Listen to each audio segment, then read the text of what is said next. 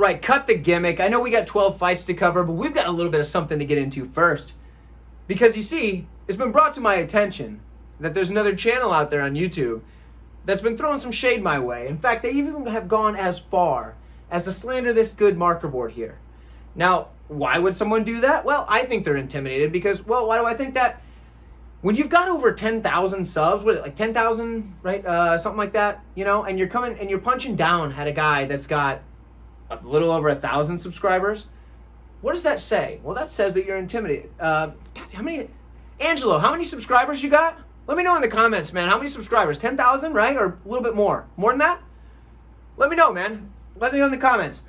But, you know, if you've got that many subscribers and you're coming at a guy with 1,000 subscribers doing this less than a year, just kind of still new in the space, and you feel the need to kind of throw some shade his way, that means you are intimidated. And you know what? That's okay, Angelo, because if I was you, I'd be intimidated too. If I saw me coming up and said, man, that guy's doing this thing well. He's got these in-depth breakdowns, got a lot of people that really like his content. Hey, I'd be worried too. It's all right. I understand. That's fine. Either way, just know that I've acknowledged it. If Angelo wants to tell me how many subscribers he has, I will be glad to correct myself. It's over 10. I just don't know how many over 10. But either way, we got some fights to break down. Follow me on Twitter, guys, 138 MMA, because there might be some fireworks over there. Who knows? Maybe he'll see this video and get mad that I said he has 10,000 subscribers, when I know it's a little bit more than that, but I just don't know how many more. Either way, let's break down some fights. Let's have some fun. Ladies and gentlemen, boys and girls, children of all ages, 138 MMA proudly brings to you the hottest Flyweight bout here between Juliana Miller and Luana Santos. Now, both of these ladies very early in their career, not just their UFC career, although Luana Santos here, it is her UFC debut. Now, for Miller, she's had a little bit of time in the UFC, didn't look good in her last one. She did win the Ultimate Fighter, so some UFC exposure in only 5 fights, 3-2 in her career, and 3-2 in the last 5, 4-1 for Santos. But both ladies are primarily grapplers. Both ladies have some struggles in the striking. So for Santos, we're going to start here. Good grappling, got the judo background. She likes a lot of those throws, whether it's the head and arm, hip toss style throw, or if she's going to, get in that clinch and try to trip you or whatever. But a lot of times throws, judo style, it's her background. Once she gets on top, that's where she wants to stay. She's aggressive to get it there, and once she gets it there, she wants to stay on top, win minutes, control, do what she needs to do to keep that position. Her striking, though, to get into that judo clinch, it's average. It's all right. It's decent. I wouldn't even say decent. Decent's a little bit high. It's just, it's all right. Now, for Miller, very similar story, okay? Her striking, she's got very basic striking. Just, not a ton to go there. Not a ton of flair. But the striking defense, it's abysmal. She doesn't have any. So, she needs to get it into the grappling. So, what is she going to do? She's going to aggressive forward pressure. She's going to get into that clinch and start working takedowns from the clinch. And then she's just going to try to outwork her opponents on the mat, whether she gets taken down or if her opponents take her down, she's going to try to outwork them, control them on the mat, and start looking for submissions right away. Now, she is probably the more aggressive grappler, whereas Santos is more of the control first, stay safe type of grappler of these two. I'm going to lean Santos in the matchup, but honestly, because, UFC debut, only 6 fights in the career, it's really tough to get a good read on either of these two as far as where their skills are. And they should be improving quite a bit between fights. So I'll lean Santos for the pick, but, probably don't bet on this one. Just kind of watch, see. And maybe we can see some holes in one of these ladies here and find something in their game that maybe next time we can either go against them or we find that they end up being, oh, okay, that's a decent prospect there, and we can start to look at them down the road. So for me, Santos is the pick. Let me know what you have, and I'd love to hear from you in the comments. Peek behind the curtain here. It's just a little bit after midnight. I had just finished up my recording of this entire breakdown of the card, and so I pull up Twitter one more time just to see what's going on, and Big Marcel puts out that we've got ourselves a 13th fight.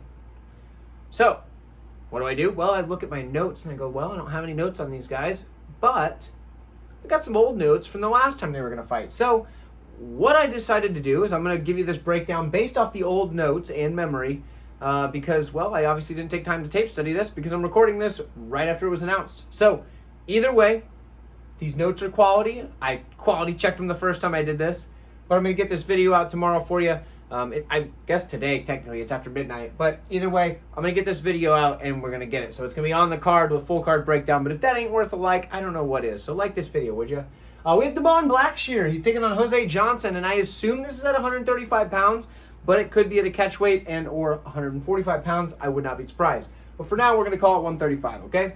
For Blackshear, he's 3-1-1 in the last 5. That extra 1 there is a draw, and 4-1 for Jose Johnson. Now, Johnson, he's a solid striker. He's got that Muay Thai style. He's got good power at range, long, rangy, straight shots, kicks to all levels.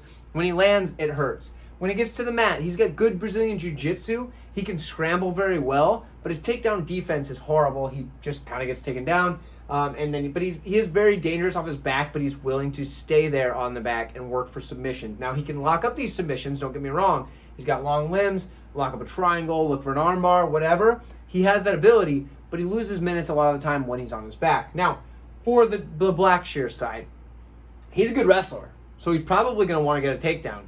When he does get a takedown, he's a bit of a choke artist. He's got a wide array of chokes, okay? He's got a variety of them he goes to, the rear naked choke, the guillotine choke, the arm triangle choke, whatever. He's got them all, and he's going to be looking for one of them, and he's very much submission over position typically.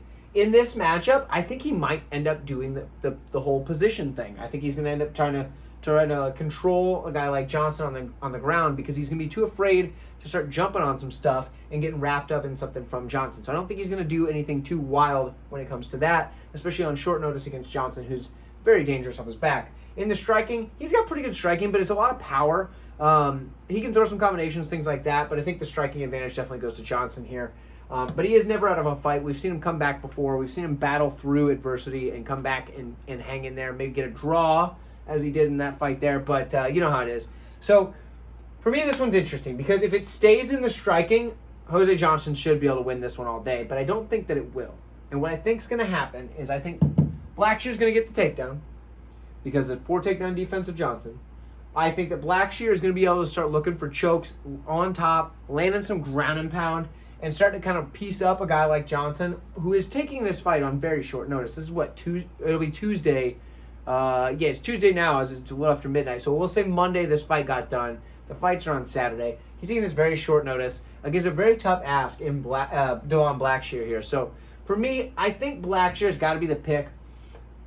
If my prediction changes as the week goes on, as I go back and rewatch some of their last few fights, I will let you guys know on Twitter and in the community tab of this video, or of this page, if you will. So Blackshear's the pick for now. Like I said, this is based off my previous notes on these two guys.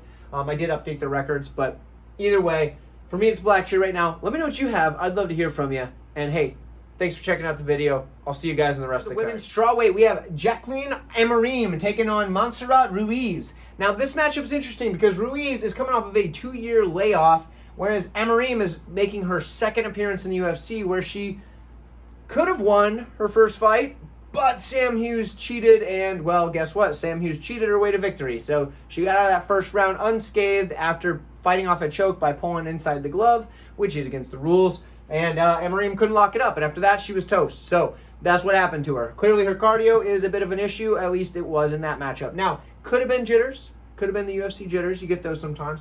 But also could be a cardio issue. So for Amorim, she's got very high-level Brazilian Jiu-Jitsu. She's very aggressive with it, as we saw in that first matchup. She was going for the chokes, trying to get the takedowns right away, which is what she's good at, getting those takedowns, using that large toolbox that she has to use that Jiu-Jitsu and then get the finish. Now, she does have powerful striking on the feet, but it's very wild and not exactly the cleanest looking all the time. And like we said, she gassed out in that last fight, so we realized that maybe the cardio is not something that she can handle. Now, for Ruiz, she hasn't looked that good. She's got good wrestling, don't get me wrong. She's got good wrestling. She's got good ground and pound when she gets on top. Just throws a lot of volume from there. But the problem is her striking is about average. It's all right.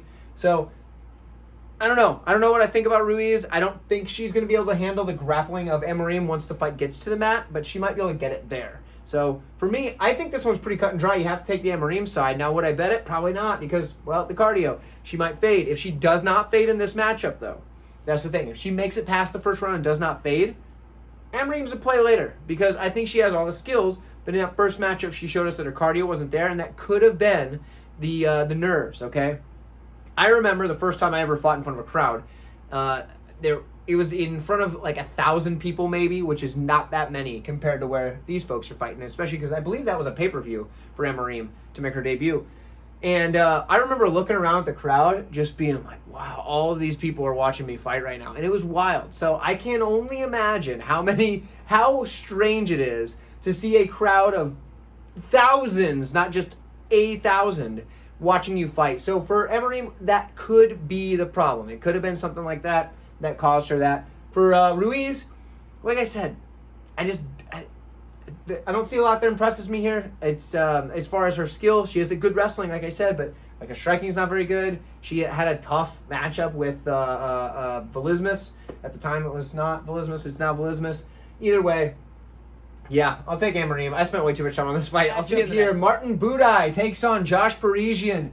5-0 in the last 5 for Buday. 2-3 for Parisian, which is not what you like to see. For Buday, he's a good grappler. Kind of grinds on people. Pushes him up against the cage where he has some solid control, and he'll just kind of pepper his opponents with strikes, doing just enough to kind of maintain. Out in the open mat, he has good footwork where he slams these big, powerful strikes. Whether it's a kick or a punch, he's swinging them heavy, but he's wide open to counters because of that. And then a lot of times he's just kind of low volume, low output because he's spending a lot of time just looking for that big shot. So for Buday, the grinding up against the cage is what he's going to want to do in this matchup to get the win, at least secure it pretty simply and pretty easily. For Parisian, he's got decent wrestling. He can kind of wear up on guys against the cage as well, but his takedown defense isn't very good. In the striking department, he's got good volume. I'll give him that. And the spinning back fist, it's a strange one that he throws. It's not the traditional that I would throw, where, like you stick your jab out there or something to get in their face, cheat the front foot across as you do it, turn, look over the shoulder, and smack him with that back fist. No, he throws it as he's coming in with where he just throws. How does he even he throws it where the front hand comes around like that or something? I don't know. It's he makes a full spin, not just to make it appear like it's a spin because you took the step and pivoted. He actually spins around. I don't know. It's interesting, but it works for him and he's landed a few times. I wish he would use it more, especially if he would time it right. But you know what? Josh Parisian's 2-3 in his last 5 for that reason. It's okay. It happens. For me, I think Buday's the pick. I think he's a safe pick here because he should be able to hold Parisian up against the cage, land those little strikes on him, keep him up there, and then if it goes out into the open mat, I think, it won't be out there for very long, and if it is, he does have the big power threat. So either way, for me, Buday's the pick. Let me know what you guys have. Real quick, I do like the over in this one. I think it's a 1.5. If it's a 2.5, doesn't matter. It's probably going to decision. I like fight goes to decision. I think this fight goes to decision. Actually, I do think it's a 2.5 now that I think about it. Either way, the over is probably safe. Goes to decisions, probably safe. Let me know what you guys think, and I will see you between prospects here. We have Francis Marshall taking on Isaac Dulgarian in the featherweight division. Francis Marshall coming off his first loss in his career. He's 4-1 in his last 5. 5-0 for Dulgarian on the entire career. He is a very fast starter, Dulgarian is, because he's gotten every fight done in the first round. He comes out of the gate hard, looking to wrestle, because he's a very strong wrestler. He's got a good entry on his takedowns, goes for the single leg predominantly, likes to secure the position. If somebody else tries to fight back on this, he's got very good scrambles and use that to advance position. He's going to try to get it over really quick, whether that be a submission or a ground and pound. He's going to go for the finish. Predominantly a submission is going to be the method of victory for the guy. Now, for Dulgarian, we don't know a ton about him. He's obviously very young in the career. None of his fights made it through the first round. So, that's pro fights, amateur fights, doesn't matter. None of them made it out of the first round. I think none of his pro fights have even made it past 3 minutes. So, not a lot to go off of. On the Marshall side, he's got good wrestling. He's got a very solid double leg. I do like that quite a bit. In the striking department, well, since we don't know a ton about Dulgarian's striking, I'm probably going to say Marshall has the better striking, but he might not. Who knows? But I'm going to say he probably does.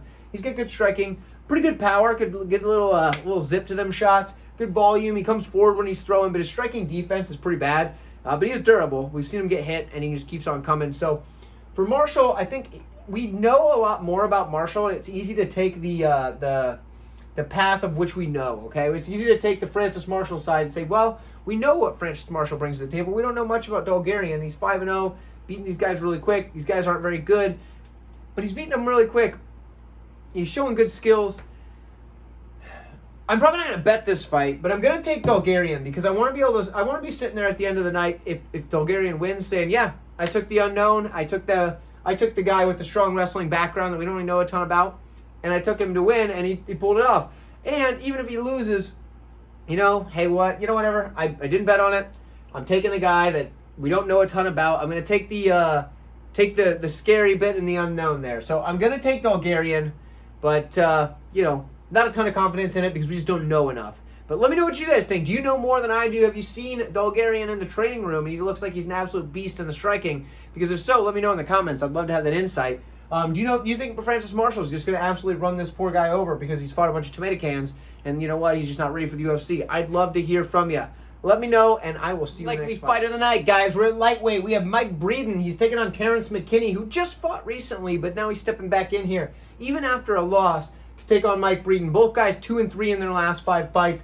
Both guys are very exciting fighters. Now for Breeden, solid striker, a lot of forward pressure, tons of volume. He's throwing in combinations like crazy.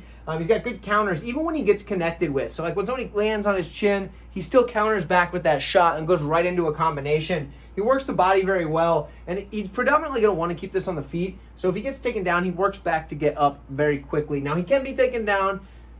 He showed good takedown defense on the regional scene. It hasn't looked as good as he's fought higher level competition, but he does work back to his feet pretty well. Now, for Terrence McKinney, he's a very fast starter. He's very kill or be killed as well. He's going to come out of the gate 100%, try to get you out of there quick. He's got good striking. He's got power, a very quick head kick. And he's got these combinations. And when he throws these combinations, he leaves his chin wide open. And that's a problem because you're fighting a striker and Breeden, so that's not good. So what does he do? He needs to go out there and wrestle. He started doing that in his last matchup, but he gassed out. He has good wrestling. He's got good takedowns. He needs to use them. He's got a good back take. Once he does, he can control. Start fishing for that rear naked choke. Now, if he can get Breeden on the ground, he can hold him down.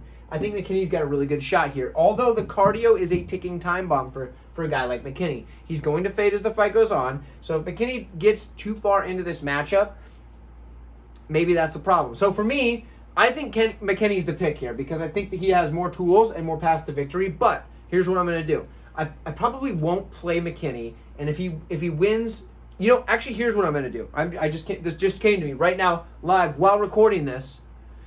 I'm gonna play Terrence McKinney first round. Okay, if Terrence McKinney doesn't win in the first round, probably he's doing pretty darn good. And then I'm gonna live bet Mike Breeden because Mike Breeden's probably gonna take over after that first round. So that's what I'm thinking. I think I'm gonna play Terrence McKinney wins in round 1, and then I'll take over and I'll live bet Breeden in the event that McKinney doesn't get him out of there. That's what I think I'm going to do. I don't know. I haven't decided yet, but that's where I'm leaning. Let me know what you guys think. Do you think that's a good idea? I just came up with it on camera, so it could be just it's not all the way fleshed out. I don't know what the round $1 sign is next to McKinney there. I don't know what the odds are. So either way, let me know. I'd love to hear from you. I'll see you matchup between Marcus McGhee and JP Buys. Now, real quick, if you made it this far in the video and you're enjoying yourself, go ahead and like the video for me. I do really appreciate it. Also, have you checked out Grey Dog Software yet? You can get World of Mixed Martial Arts 5 or many of their other titles there. World of Mixed Martial Arts 5 is fantastic because you get to be the promoter. You get to be your own Dana White or whomever you wish to be, Scott Coker, whatever. And you get to book your matches. You get to handle the finances. You get to set up events, hire and fire all your fighters or whatever. Pay them whatever the hell you want. So World of Mixed Martial Arts 5 is a fantastic game. You can get it at Grey Dog Software with the link in my description of this video. You can get that game as well as many of the other titles that they have to offer. So check them out. I didn't promote it at the beginning, so I'm promoting it now. Either way, back to this fight. JP Buys, he's 2-3 in his last 5, 4-1 for McGhee. For Buys, he's a bit shorter, 5'5", 67-inch reach, 5'8", 69-inch reach for McGhee. Now for Buys, good wrestling. He's got good takedown entries. It's about where it stops. He's got decent striking, I guess.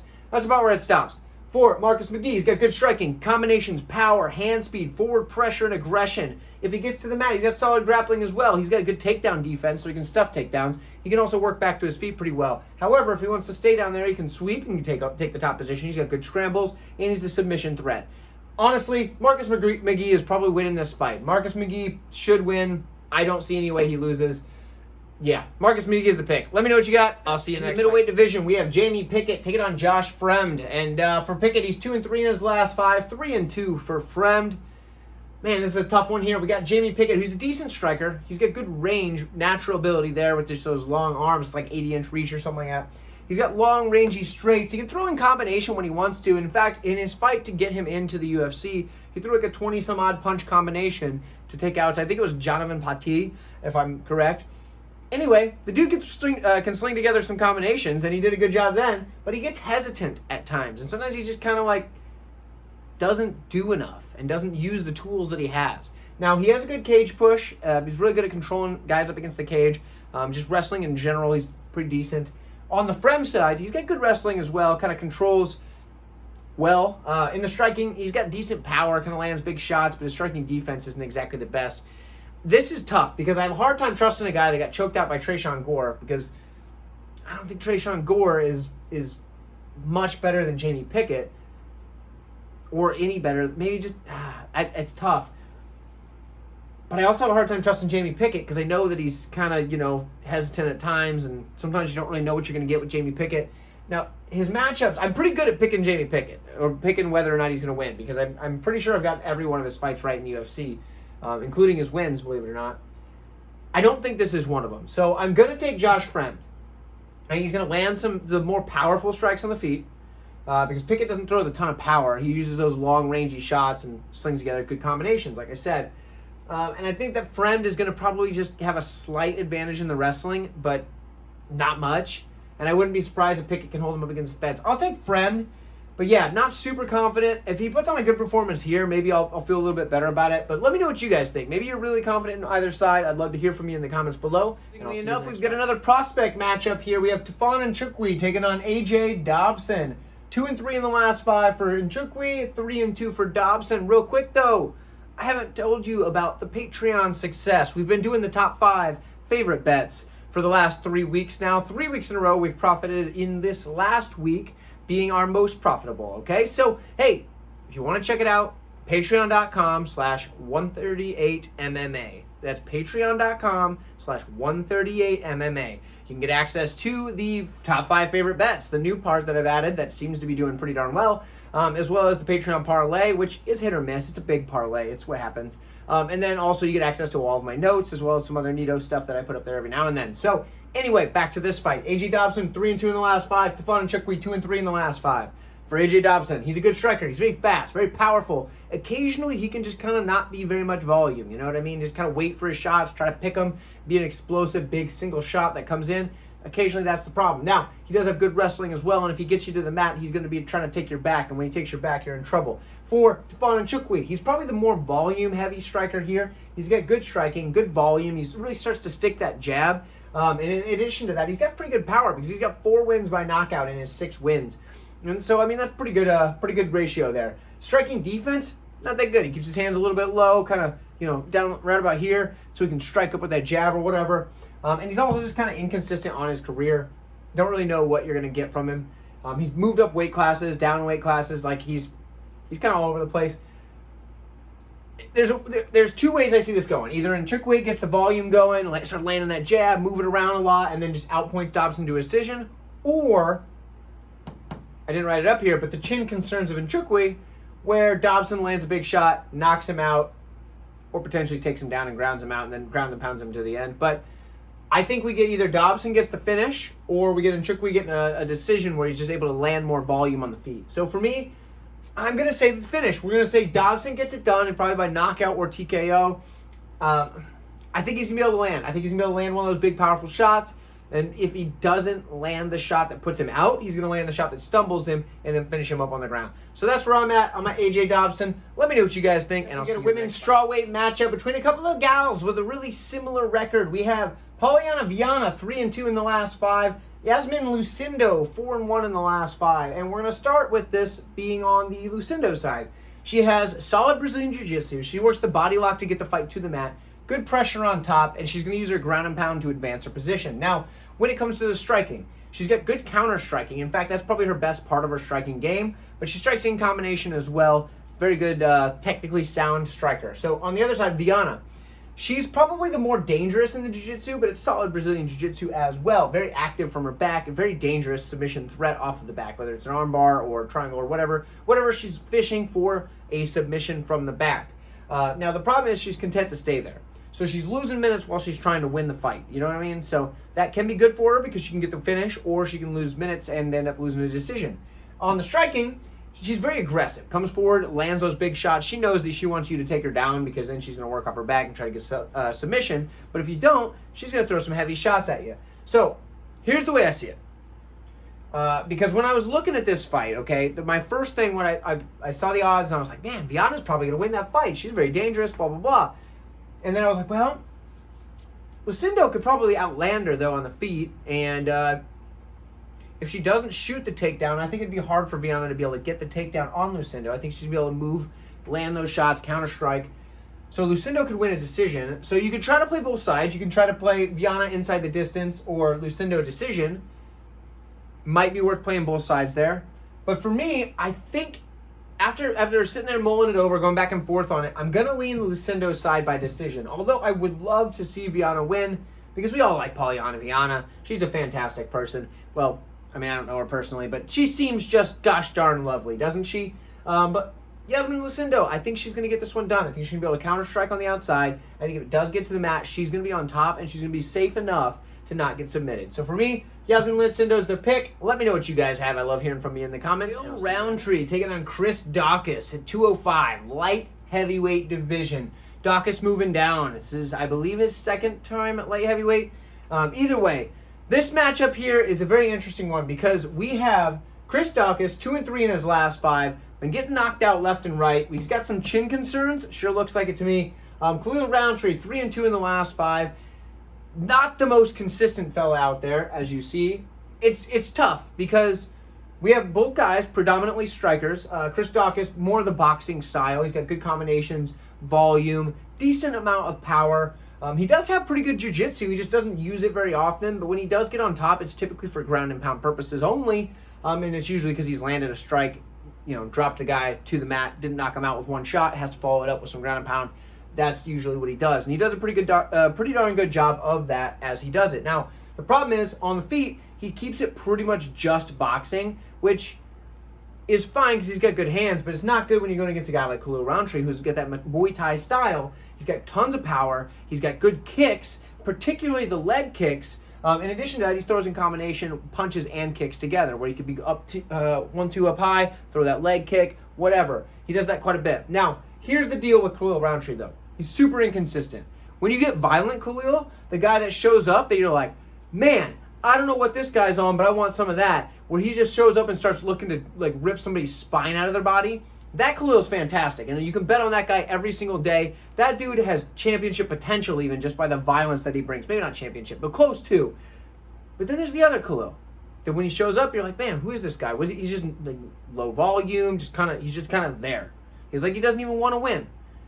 And you don't know which Khalil you're going to get. So I'm tempted to throw something on Chris Daukaus and just assume that maybe we might get that Khalil that's not going to do anything.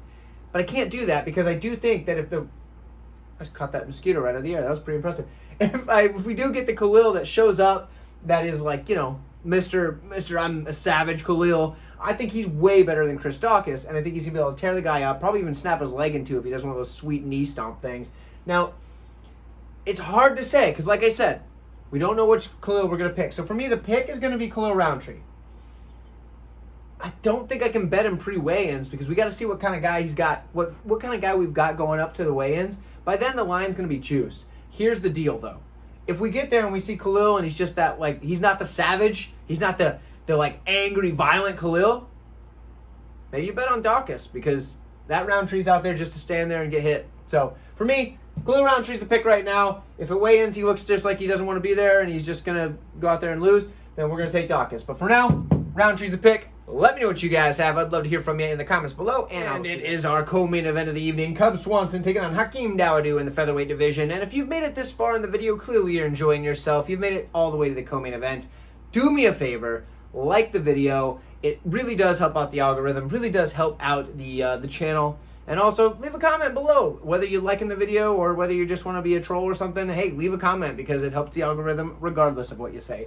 Now, let's break down this fight here. So, for Cub Swanson, he's 3-2 in the last 5. Hakeem Dawodu, same idea, 3-2 in the last 5. The age difference is a factor. 39 years old for Swanson. He does seem to be kind of slightly declining just a smidge. Now, 32 for Dawodu. He's still pretty young, still in his prime. So, now, for Swanson, that age decline, it's not drastic. It's not like a huge fall from grace, but it's slight, okay? For Hakeem Dawodu, he's got solid striking. He's got kicks to all levels. Things I like the best, his front kick to the body. He snaps that thing up, and it's more of like he puts kind of like a, rather than just a forward, it's like kind of an upward trajectory, like up into the mush, you know what I mean? So like when he throws it, he sticks the ball of his foot, he pulls his toes back, and like if this was a foot, we're going to pull the toes back and stick the ball of the foot right into the mush, whether it's under the ribs or right into the stomach. He's going to do that with his front kick. I like that. It sucks the wind out of the opponent. He's got a solid leg kick as well. He's going to be snapping those over and over again, and he's going against a guy in Cub Swanson who's very heavy on his lead leg, which we're going to cover in a moment. When you're heavy on your lead leg, what does that mean? Well, it means you're going to get a lot more pain in that calf when you get kicked in the leg. He does work the body with punches and kicks, which is good. In addition to that, he's got good combinations, and he's going to change levels as well as strikes in combos. So that's very impressive, whether it's be kicks and punches, moving to the body, moving back up, moving to the legs. He's a very good striker. Solid might not be enough of one for it now that I'm talking about it. So maybe solid's a little bit weak. We could bump that up if we need to. Now, solid in the clinch. That's about right, because what he does is he transitions from striking at range into the clinch very well and starts smacking elbows, throwing knees, landing some heavy shots in there. He's very good when it comes to that. Now, for Cub Swanson, he's a solid striker in his own right. He's very dangerous in the pocket.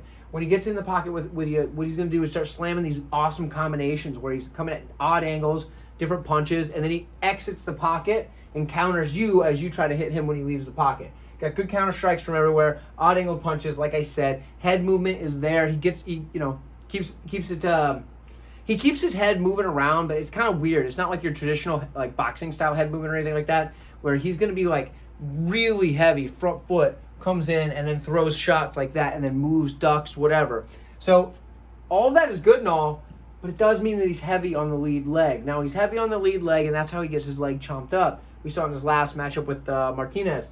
It happens. It's something he's got to figure out. Now, he does have good kicks of his own. He can kick to all levels, leg, body, and head. And that head kick comes very quick. And I think it comes very quick because he's so heavy here on that front foot that he can just lean slightly and throw that rear leg kick right up to the face really fast. And he's going to disguise it with punches. He can also shift his weight to the backside like by throwing a hook and then have that kick come up with it. Very strange way to do it, but he does a very good job with it. Now, for the grappling, he's got good grappling. He's got good kind of like throws once he gets in tight with you. If he gets into like a clinch, he'll kind of get some double underhooks and, sweep the foot and like throw you. Does a good job with that. Uses it to get to the mat. It has good ground and pound from there. He's also very active if he ends up on his back. And in fact, a lot of times he's going to go for a guillotine. And if he doesn't lock up the guillotine entirely, he's going to use it to get back to his feet and get to striking. Now, for me, I think Cub Swanson needs to use this here, the throws, the ground and pound. I erased some of the plus sign, the throws and the ground and pound in order to get Hakeem Dawodu worried about the takedowns if he wants to win some minutes in the striking later down the line of the fight. Now, for me, though, I do think it's going to be tough because from the start of the fight, Dawodu's going to be landing kicks to the leg. It's tough. Like, prime Cub Swanson, I think, might be a lot better than Hakeem Dawodu. But we're not at prime Cub Swanson. We're at Cub Swanson at 39 years old, where he's still pretty darn dangerous. And he could definitely win this fight. So for me, I'm going to take Hakeem Dawodu, and I'm probably going to hate myself if Cub Swanson wins because I want to pick Cub Swanson, but I understand that the leg kicks are going to be there for him. He's a younger fighter. I think he's just going to have the better shots. So I'm going to take Hakeem Dawodu, although I hate it, and I'm going to be rooting against myself come fight night. So Hakeem Dawodu is the unfortunate pick. Let me know what you guys have. I'd love to hear from you. I love your input, and I will see you in the main event. Up next, we have Vicente Luque taking on Rafael Dos Anjos in the welterweight division. And real quick, hey, last reminder, hit the like button. I appreciate it. All right. Also, hey, channel memberships. You heard of them? $2.99. That's it. That's all it takes. $2.99 to support this channel. Help us grow so we can, shut up those bigger channels and kind of, get the better features, the better lighting, the better microphones, all those things. It does help the channel quite a bit. Now, for the main event, we have Luque at 3-2 in his last 5, 3-2 also on the RDA side. Dos Anjos is undersized for welterweight, all right? He's 5'8" with a 70-inch reach. He's going up against 5'11", 76-inch reach of Luque. He's just undersized at the welterweight division. I like him much better at lightweight. Now, he's also 38 years old, which is not good. 38 is getting up there for any division. Well, not any division. I guess heavyweight it's not really, but most divisions. He's going up against the 31-year-old in Luque. But Luque's been in quite a few fights, obviously over 30 fights on his career. Well over 30 fights for Dos Anjos over there. So both guys very well experienced. Both guys have been in some wars, things like that. We haven't seen a big decline for RDA, so that's good. He still has that going for him, but he is undersized, so that is something to take into account. Now, grappling. he's got solid grappling. He's probably the better grappler of the two here. He's going to be able to get those good takedowns in, get control, and he's got a very large toolbox once he gets to the mat. He can start looking for submissions. He can work the ground and pound. He can just kind of do what he needs to be done in that particular matchup to be able to get the win. Now, even if that's just controlling and wearing on opponents and winning minutes. In the striking, he's got kicks to all levels. He's actually a very accomplished striker. His leg kick in particular is very impressive. It lands with some serious damage. He's got good combinations, and the best thing is he shoots his takedowns at the end of a striking combination. So he's going to throw his strikes, whatever, and then boom, right there into that takedown. I love that from RDA because it works out really well for him because it disguises those takedowns. And it helps negate something that we're going to talk about here in a minute from Luque. Now, one other thing about RDA that makes him stand out amongst some of the others, he has great cardio. He's gonna be able to go all 5 rounds at the same pace or higher as the fight goes on because he's never gonna get tired, or at least I've never seen him get tired. So for RDA, I think he has a lot of upside here, but when's he gonna start declining hard? And is it this fight? He's also undersized, so that's a big problem for him. On the Luque side, dude's got solid striking and a ton of power, and a lot of it comes from that lead hook. He sets up his combinations off that lead hook. He sets up his counter strikes with that lead hook, where somebody comes at him, boom, check hook. Or he'll, have somebody coming at him or whatever, and he'll, instead of doing that check hook, he'll throw the straight followed by that hook to set that with that counter off the 2-3 combination. So that lead hook is his money shot, though. That is his best weapon on the feet. When it comes to the grappling, he's no slouch there either. He's got good ground and pound, and a lot of times what happens is you see him get a lot of Darce chokes. Now, he can work in the traditional grappling sense just like the rest of them, but a lot of times his submissions come when his opponents are getting landed on the feet, probably ate that left hook of his, and they try to go shoot a takedown, and then he snatches up that Darce choke and puts him to sleep because Luque is very, very skilled at locking that up quickly and making his opponents pay for a lazy takedown. Now, I don't really see RDA shooting a lazy takedown. So, I don't think that's going to be the issue. If Luque wins this fight, I think he needs to land some heavier power shots on the feet, get the hook going just like that. For RDA, I think he needs to get the grappling going. So, for me, in this matchup here, it's going to come down to whether or not I think Luque can get the knockout, or I think RDA is going to win it either a decision or maybe a late submission, but probably a decision. Or maybe like a TKO, just exhaustion. Like a submission or TKO are kind of both just because he's wore on Luque for 3.5, 4 rounds, and he's a little worn out. So I'm going to take RDA. It's not my most confident pick of the night because he is 38 years old, but I think stylistically he is the right side. I think he's got the advantage here stylistically. I know he's undersized, and I know he's getting older, and those two things do scare me away from betting the house on him. But for RDA, he hasn't shown any major signs of decline, and I do think that he's going to be able to get this one done with his cardio and his grappling. So for me, give me RDA to land some leg kicks, throw some strikes up top, shoot the takedown, and control and wear on Luque for the fight and get the win that way. That's where I see it happening. Hey, go ahead and check out all the things I told you about. Twitter, Patreon, channel memberships, Grey Dog software. Get yourself a copy of WMMA 5. It's a fantastic game. You can find all that stuff down in the description of this video. And I would love to see you guys in some more videos coming out. We got Contender Series. We've got the daggone Bellator coming up. All that stuff's going to be out. I'll see y'all soon. Thanks for checking it out.